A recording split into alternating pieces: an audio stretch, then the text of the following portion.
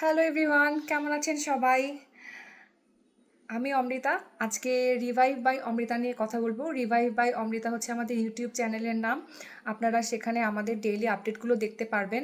আমরা যেহেতু ২টা যোগা সেশন সাকসেসফুলি কমপ্লিট করেছি, তো আমরা চাই যে পুরা যোগা সেশনটা আসলে একটা লাইফস্টাইল সেশন হোক। আমরা রিভাইভ বাই অমৃতা আসলে এই জন্যই ওপেন করেছিলাম। ফেসবুকে আমাদের রিভাইভ বাই অমৃতার কোনো পেজ নাই, তো এই জন্য আমি চাইবো যে আপনারা আমাদের ইউটিউব চ্যানেলটাই সাবস্ক্রাইব করেন। সার্চ দিলেই হবে রিভাইভ বাই অমৃতা। তো আজকে আমি কিছু মানে টাচ দিব যে রিভাইভ বাই অমৃতায় আসলে কী কী থাকবে। প্রথমে আজকে আমরা একটু কমিউনিকেশন স্কিল নিয়ে কথা বলবো।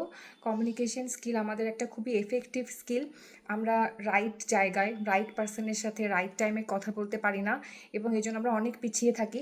তো যেহেতু আমরা এখন সেই আর পিছিয়ে থাকতে চাই না, এই জন্য আমরা এখন রেগুলার কমিউনিকেশন স্কিলটা নিয়ে কথা বলবো।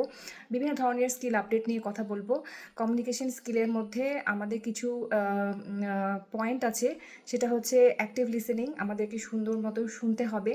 আরেকটা হচ্ছে এমপ্যাথাইজিং হচ্ছে যে মানুষটা আপনার সাথে কথা বলছে, আপনি একদম তার সাথে এমপ্যাথাইজ করবেন। কারণ একটা মানুষ যখন কথা বলে, তখন তার সিচুয়েশনটার মধ্যে আপনি নিজেকে চিন্তা করবেন যে সে আসলে কি বলতে চাইছে।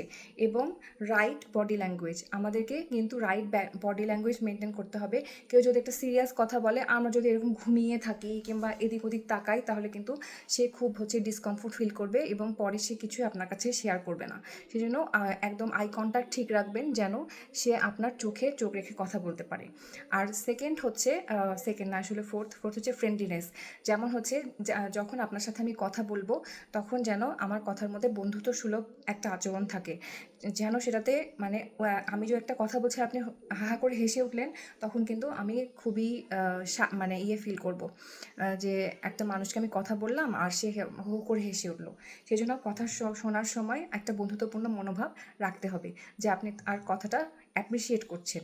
সেই জন্য আপনাকে বডি ল্যাঙ্গুয়েজ প্রপার দিতে হবে। আর রাইট ইউজ অফ ওয়ার্ডস, যেমন হচ্ছে আমরা একটা ওয়ার্ড সিলেক্ট করব যেটা হচ্ছে একদম অ্যাপ্রোপ্রিয়েট হয়। তো আমরা যদি ওয়ার্ডের সিলেকশনগুলো ঠিক মতো না জানি, তাহলে কিন্তু আমাদের কমিউনিকেশন স্কিলের সমস্যা হবে। কমিউনিকেশন স্কিল একটা বিশাল ক্ষেত্র, এখানে অনেক কাজ করা যায়। তো আপনারা যদি রেগুলার আমার ভিডিও আপডেট চান, তাহলে অবশ্যই রিভাইভ বাই অমৃতার ইউটিউব চ্যানেলে সাবস্ক্রাইব করবেন। Thank you.